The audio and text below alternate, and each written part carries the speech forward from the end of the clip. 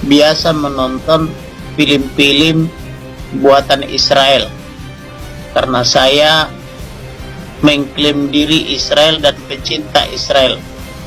Film-film yang dibuat Israel itu sangat mendidik, terutama yang menyangkut hukum. Oleh karena itu, saya melempar pertanyaan buat kita semua.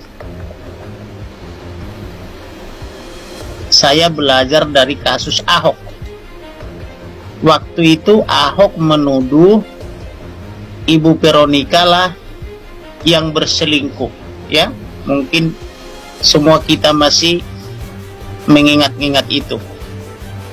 Bahkan Ahok paling sering menyebut nama Yesus, seolah-olah Ahok itu benar.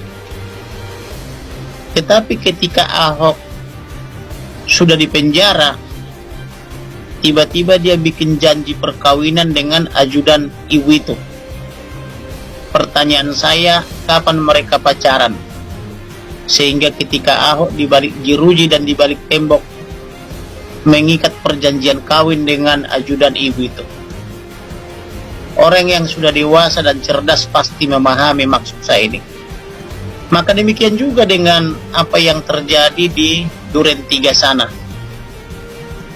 Apakah kita tidak berpikir bahwa yang terjadi adalah sebaliknya? Apakah kita tidak berpikir bahwa almarhum ini adalah yang mengetahui, misalnya, ini misalnya Amin. Ya, Amin. Dugaan terjadinya seperti Ahok tadi, atau dugaan terjadinya misalnya perselingkuhan, sehingga karena dia saksi misalnya, atau semacam whistleblower misalnya kepada nyonya, maka dia harus dihabisi. Ya, dicatat kalau saya berkata-kata sesuatu itu biasanya penting. Kemudian, apakah di hari penghabisan itu, yaitu di Jumat Keramat itu, ada nggak perwira polisi wanita yang mengundurkan diri dari kepolisian? Ya, saya ulang ya, tolong kita pelajari semua, kita cari tahu semua.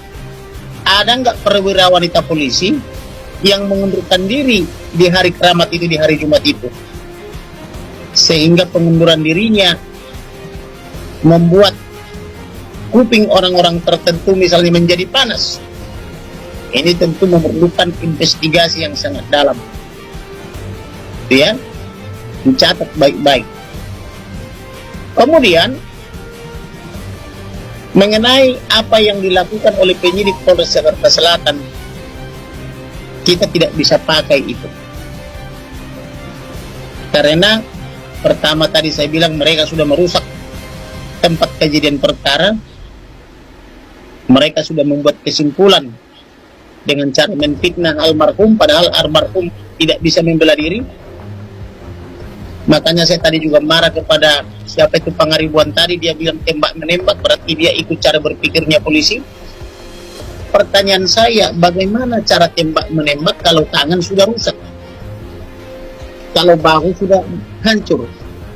Atau coba siapa yang berani ke sini bersaksi di hadapan saya, sudah dirusak tangannya, sudah dirusak bahunya sampai remuk ininya, jari-jarinya sudah patah, masih bisa menembak. Saya mau buktikan. Kalau saya fakta. Kalau ada di antara kalian yang mendengarkan saya ini, saya kasih tantangan. Saya beri hadiah. 1 miliar saya kasih. Kalau sudah dirusak tangannya, ya, jari-jarinya sudah dirusak, tangannya sudah dirusak, mesinnya di bahu sudah dirusak, kakinya sudah dirusak dengan benda tajam, rahangnya sudah pindah, masih bisa tembak-menembak. Hidungnya sudah disobek, bibirnya sudah disayat. Kita coba dulu, siapa yang bisa tembak-menembak dengan itu? Maka tolonglah. Maka tolonglah ya. Sebentar dulu, tolong ya. Ya, sebentar. Jangan ada kata-kata yang mengatakan tembak-menembak. Karena sampai detik ini, tidak ada bukti apapun, tidak ada keterangan saksi manapun yang menyatakan tembak-menembak. Itu hanya penjelasan dari para Karopenmas. ya